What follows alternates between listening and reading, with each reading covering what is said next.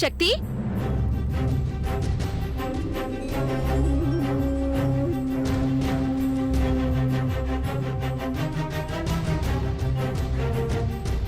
Charger ఎక్కడ పెట్టాడు? అన్నీ నేనే వెతుక్కోవాలి.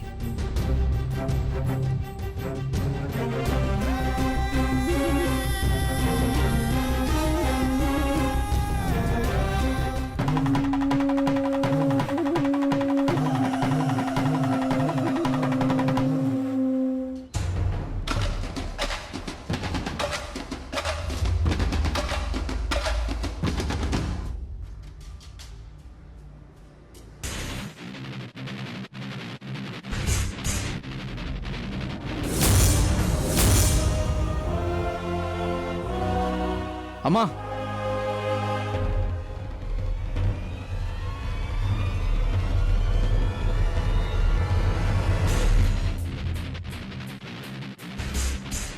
నీకోసమే చూస్తున్నాన్రా. నీ సెల్ ఛార్జర్ ఎక్కడ పెట్టావు?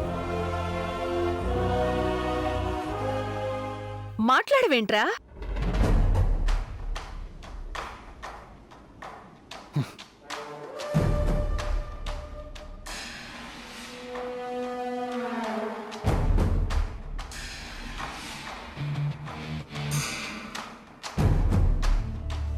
ఏంట్రా అది?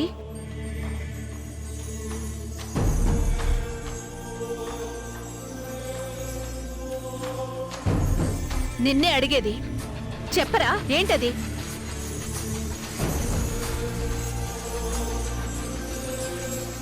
నువ్వు చూడకూడదమ్మా, నా పర్సనల్. పర్సనల్?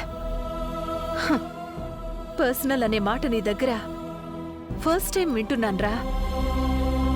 అమ్మకు తెలియకూడని పర్సనల్స్ కూడా ఉన్నాయా నీకు? అడుగుతోంది నిన్నేరా. లేకుండా ఎలా ఉంటాయమ్మా? నీకు పర్సనల్స్ ఉన్నట్టే నాకు కూడా ఉంటాయి కదా. నాకు పర్సనల్స్ ఉన్నాయా అని నీకెప్పుడు చెప్పలేదే? ఉన్నప్పుడు ఉన్నాయని ఎవరు చెప్పరుగా. శక్తి, ఏం మాట్లాడుతున్నావు? నా లైఫ్లో పర్సనల్స్ అంటూ ఏమీ లేవు అని నువ్వు అనుకుంటున్నావు, కానీ నేను అనుకోవడం లేదు.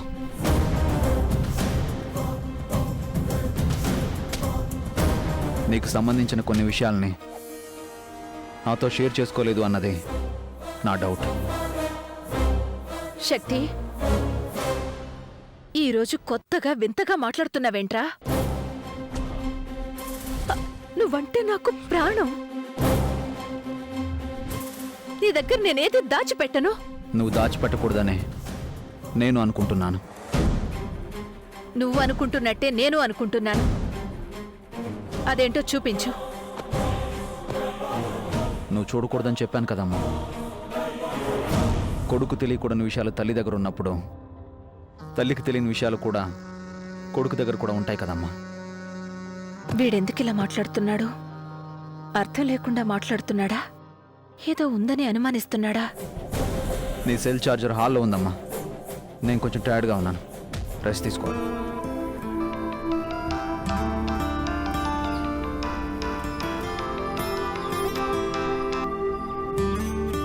నాన్న ఫోన్ రింగ్ అవుతుంది, నాన్నతో మాట్లాడు.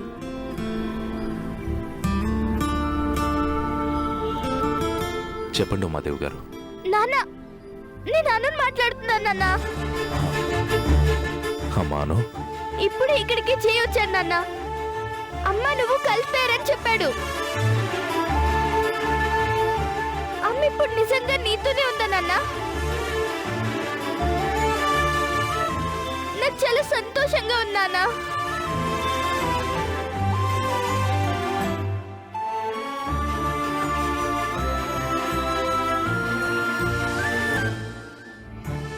మీరిద్దరు కలిపారని చేయి చెప్పగానే అమ్మని నిన్ను ఇప్పుడే ఈ క్షణంలోనే నాకు మిమ్మల్ని చూడాలని నాన్న. జైని స్కూల్కి తీసుకెళ్తున్నావంట, జైతోనే ఆడుకుంటున్నావంట. అమ్మ నీకు ఇష్టమైన వంటలు వండి పెడుతుందంట. అందరూ షాపింగ్ కి షికార్లకి వెళ్తున్నారంట. ఇవన్నీ చేయి చెప్తుంటే నాకెంత ఆనందంగా ఉందో తెలుసా నాన్న. నేను ఆకాశంలో ఎగురుతున్నంత ఆనందంగా ఉన్నానా. నాకు అమ్మ ఒడిలో పడుకోవాలని, నీ చేత్తో గోరు ముద్దలు తినాలనే ఉందన్నా. నేను మీ దగ్గరకు వచ్చే ముందు మీతో ఇలా మాట్లాడడం నాకు చాలా సంతోషంగా ఉంది నాన్న. నాకు ఇప్పుడే ఈ క్షణమే మీ దగ్గరకు వచ్చేయాలని ఉంది నాన్న. కానీ నేను మీ దగ్గరకు వచ్చే కన్నా నన్ను తీసుకెళ్ళడానికి అమ్మా నువ్వు వస్తే నాకు చాలా సంతోషంగా ఉంటుంది నాన్న. అవును నాన్న, అమ్మ నువ్వు నన్ను తీసుకెళ్ళడానికి వస్తే నాన్నమ్మ అత్తయ్య అందరూ సంతోషిస్తారు నాన్న.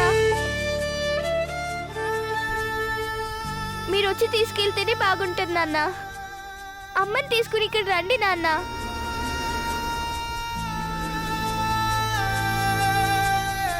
ప్లీజ్ నాన్న, మీరిద్దరు రండి నాన్న. మీకోసం ఎదురు చూస్తూ ఉంటాను. త్వరగా రండి నాన్న.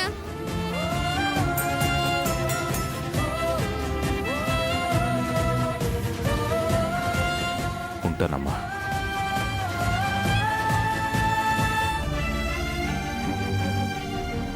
చూసావా మీనాక్షి, మనం కలిసిపోయాం అనుకుని మన కూతురు ఎంత సంతోషపడుతుందో. తల్లిదండ్రులుగా మన బిడ్డ ఆనందాన్ని పంచుకోలేకపోతున్నందుకు మనం సిగ్గుతో తలదించుకోవాలి మీనాక్షి. డబ్బు కోసం, పేరు కోసం, పరపతి కోసం, పదవి కోసం, దేనికోసమైనా నటించొచ్చు. కానీ పిల్లల ప్రేమను పొందడం కోసం, వాళ్ళ మనసును గెలవడం కోసం నటించకూడదు మీనాక్షి, నటించకూడదు. మన పిల్లల మనసు గెలవడానికి కాకపోయినా వాళ్ళ ఆనందం కోసమైనా నటిద్దాం. వెళ్దాం పద మీనాక్షి.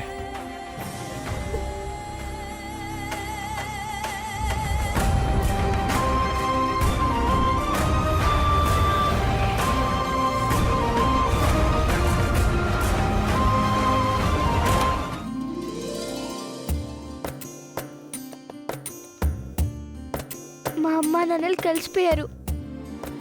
నన్ను తీసుకెళ్ళడానికి కలిసి వస్తున్నారు. నాకు చాలా సంతోషంగా ఉంది.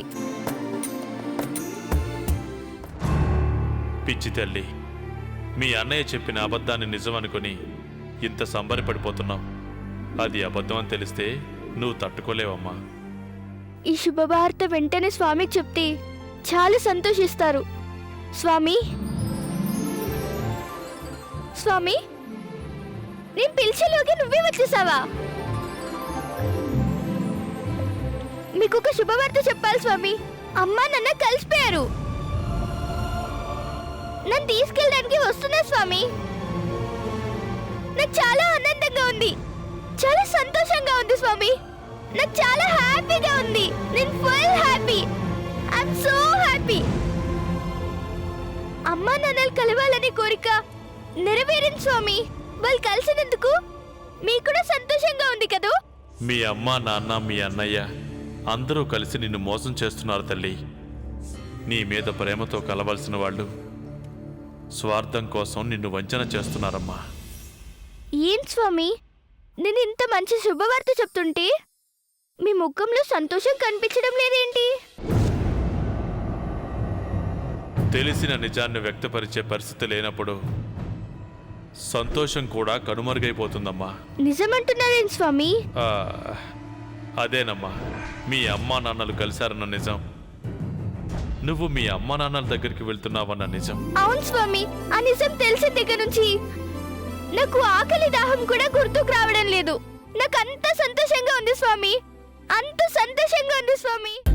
ప్రతిరోజు పండుగ రోజే సరదాలు తోడుంటే ప్రతి ఋతువు పువ్వుల ఋతువే.